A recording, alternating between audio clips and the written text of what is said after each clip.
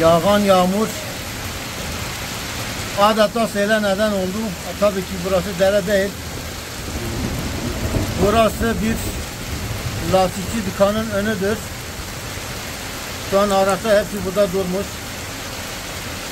Hem dolu hem yağmur birleşince göründüğü gibi her taraftan sel akıyor gibi gözüküyor.